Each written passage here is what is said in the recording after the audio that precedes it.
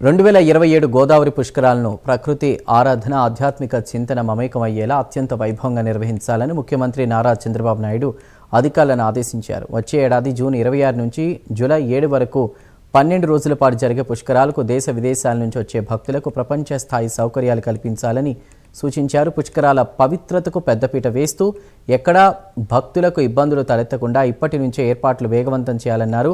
గోదావరి పుష్కరాల కోసం 4,026 కోట్ల వ్యయంతో చేపట్టనున్న 4,932 పనుల పురోగతిపై సచివాలయంలో సీఎం చంద్రబాబు సమీక్షించారు.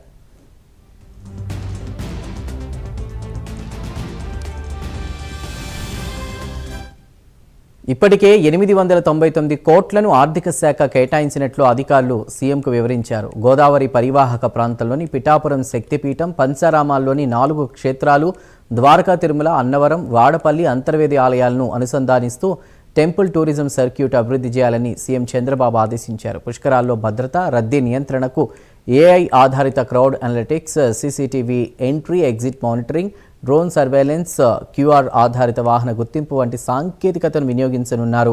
వైద్య సేవల కోసం 30 తాత్కాలిక ఫీల్డ్ ఆసుపత్రులు, అనుబంధ ల్యాబ్లు, అంబులెన్స్లు, ఫస్ట్ ఎయిడ్, మెడికల్ క్యాంపులు ఏర్పాటు చేయనున్నారు. గోదావరి పరివాహక ప్రాంతంలోని 260 గ్రామ పంచాయతీల్లో 50 పంచాయతీలను మోడల్ పుష్కర పంచాయతీలుగా అభివృద్ధి చేయనున్నారు. తూర్పుగోదావరి జిల్లా సీతానగరం మండలంలోని మునికూడల్ని పైలట్ మోడల్ పుష్కర పంచాయతీగా ఎంపిక చేశారు.